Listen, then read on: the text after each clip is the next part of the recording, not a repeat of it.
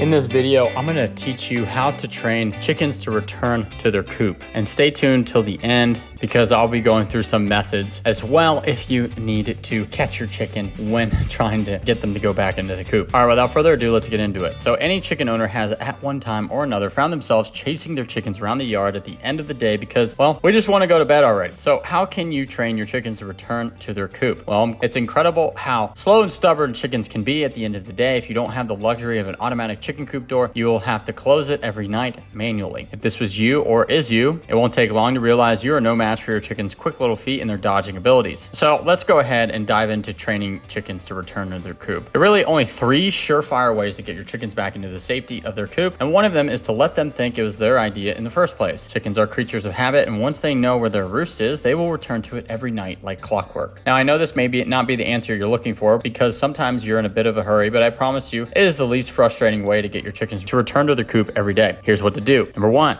keep your chickens in their coop for 1 to 2 weeks. 2, start letting them out at the same time every morning. 3, watch to see when your chooks return to their roost, or close the coop at the same time every night. Yes, it's really that simple. Once your chickens get the bearings, they will go back home on their own accord. It doesn't hurt to feed them in their coop at the end of the day, treats or whatnot, to give them an extra incentive. You can also do something like ring the dinner bell. This, of course, a metaphor for calling your chickens home for treats and meals. You can use bells or your own voice to associate with treats so your chickens eventually come running 100 miles an hour to see what's for supper. This works best if you always give feed in the coop, because if you just sprinkle it around and try to urge them into the coop, they will see what you're up to and outsmart you. It doesn't take long for chickens to learn that the same sound or command every day means food. They have much better hearing capabilities than humans, actually. So if not everyone is tucked in and you want to go to bed, you can start treat training your chickens paired with sounds. Here's how to do that. Number 1, at the end of the day, when your chickens are heading to the roost, use your command and present feed or treats inside the coop. Do this every day until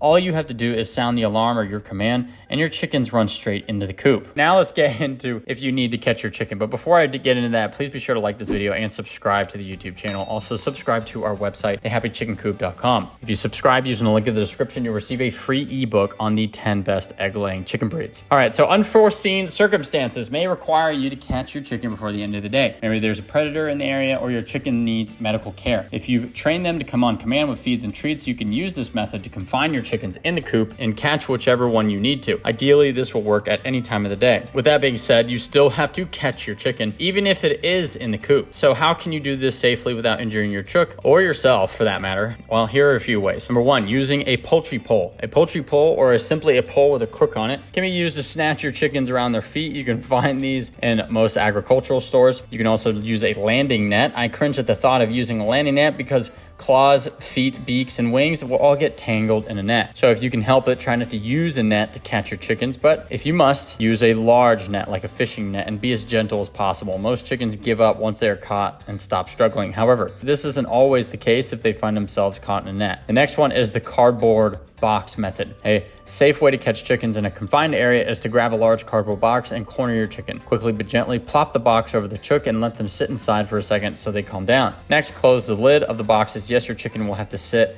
on the lid, and slowly flip it over while holding the lid closed. You can now move your chicken to where it needs to be and treat them if needed. You can also, obviously, the last option is using your hands. Hands only work if you are in a cage with your chickens trying to catch it. Never pull at feathers, tail feathers, or wings if you are using your hands. Instead, act like a predator or rooster. Here's what I mean. If you've ever seen a rooster mount a hen, she initially may fight it, but eventually she squats down and stays put. Some hens will do this if you approach from the top and push down on her back gently. Then you can gather her up, taking care to keep her wings close to her body and carry on with your task. Now let's talk about when free ranging becomes too much freedom. There may come a time or two when you gasp, forget to close your chickens up at night, or simply can't due to unforeseen circumstances. Hey, you're human, I'm human after all. When this happens though, your chickens may decide to find a place to roost that they feel more comfortable and safer than the one you have provided in your coop. This usually isn't a big deal the first time it happens, but if it happens often, your chickens will ignore your bedtime efforts and opt to return to their new favorite roost. If you have a large flock, that may mean you have chickens all over the place. When this happens, you have to retrain your chickens to return to the coop every night.